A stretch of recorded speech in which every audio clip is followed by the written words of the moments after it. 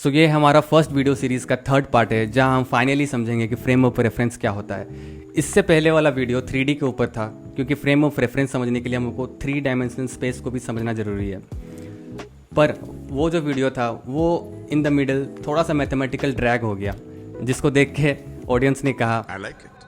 इसे थोड़ा कम कर, बहुत ऊपर जाएगा। But hey, if you love science you got to love maths because maths is the language of science, and I think you have to be able to be adept at it. Math is the language of the universe. Yes, you're right. I agree with you. तो अगर science आपकी girlfriend है तो maths उसका annoying छोटा भाई है जिसको ना चाहते हुए भी झेलना ही पड़ता है। पर इस वीडियो के लिए हम उस छोटे भाई को अलग ही रखेंगे। So let's get started with the frame of reference.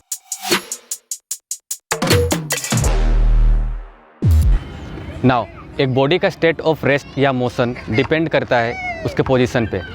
अगर उस बॉडी का पोजीशन कंटिन्यूसली मूव कर रहा है तो वो बॉडी कहलाएगा मोशन पे। बट अगर उसका पोजीशन टाइम के साथ मूव ही नहीं कर रहा है तो वो कहलाएगा कि वो रेस्ट में है। बट उसके लिए भी हमें एक पॉइंट ऑफ रेफरेंस चाहिए या फिर एक frame of reference. And there comes in this thing. Now we have seen this thing in our last video. Mathematics में इसे हम कोऑर्डिनेट एक्सेस कहते हैं, बट फिजिक्स में इसे हम फ्रेम भी कहते हैं। ये फ्रेम एक इमेजिनरी फ्रेम होता है और एक बॉडी के पोजीशन को डिनोट करने के लिए हम इस फ्रेम को रेफ़र करते हैं, इसलिए हम इसे फ्रेम ऑफ रेफरेंस कहते हैं। सपोज़ कि हमें इस बॉल का पोजीशन डिफाइन करना है, तो जैसा कि हमने लास्ट वीडियो में देखा था कि हर ऑब्जेक्ट एक 3D स्पेस में एग्जिस्ट करता है और उसके पोजीशन को रिप्रेजेंट करते हैं 3 coordinates x, y, z। Similarly इस बॉल के पोजीशन को भी रिप्रेजेंट करने के लिए हमें 3 x, y, z कोऑर्डिनेट्स चाहिए जो आएंगे इस कोऑर्डिनेट एक्सेस के फ्रेम से।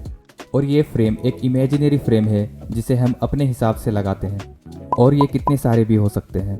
सो जब हम बात कर रहे हैं एक बॉडी के स्टेट ऑफ रेस्ट या मोशन की, तो हमें देखना पड़ेगा कि हम किस फ्रेम के रेफरेंस में बात कर रहे हैं। जैसे कि इस सिचुएशन में प्लेटफॉर्म में खड़ी सिमरन के फ्रेम से देखो तो राज दूर जा रहा है, बट राज के फ्रेम से देखो तो प्लेटफॉर्म में खड़े लोग दूर जा रहे हैं।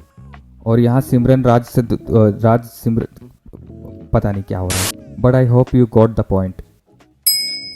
और यही मैंने अपने फर्स्ट वीडियो में मेंशन किया था कि भले ही मैं कहूँ कि सोलर सिस्टम कुछ इस ढंग से मूव करता है, पर तभी जब हम सोलर सिस्टम के बाहर के फ्रेम के रेफरेंस से देखें।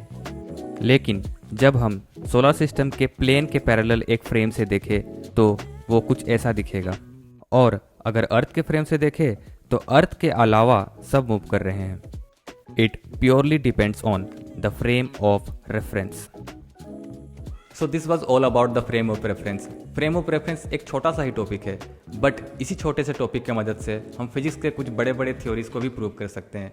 जैसे कि इस वीडियो में हमने एक टाइप ऑफ फ्रेम को देखा जो रेस्ट में था, बट इसी फ्रेम को जब हम एक्सेलरेट करते हैं तब हम देखते हैं कि कैसे इसमें न्यूटन के लॉज काम नहीं कर रहे हैं। और इसी के मदद से ही हम आगे आइंस्टाइन के थ्योरी ऑफ रिलेटिविटी को भी प्रूव कर सकते हैं। और अगर आपने इंटरस्टेलर मूवी देखी है तो वो पार्ट जहाँ कूपर और एमेलिया मिलर्स प्लानेट में 3 घंटे बिता के वापस अपने स्पेसशिप आते हैं तो वो देखते हैं कि उनका दोस्त 23 इयर्स एज कर चुका है। और ये पार्ट एक्सप्लेन करने के लिए भी ये फ्रेम्स एज ए टूल इस्तेमाल होते हैं। बट हम इस वीडियो सीरीज़ को और ड्रैग नहीं करेंगे और इस वीडियो के साथ एंड कर देंगे। बट हम इन टॉपिक्स के ऊपर डेडिकेटेड वीडियो लेके ज़रूर आएंगे इन द फ्यूचर। तब तक के लिए स्टे सब्सक्राइब्ड। अगर आपने सब्सक्राइब नहीं किया है तो कर लीजिए। एंड विथ आवर कंसिस्टेंसी हम पलक झपकते ही कुछ महीने में आ जाएंगे। And Shahrukh will charge 1 like for the cameo.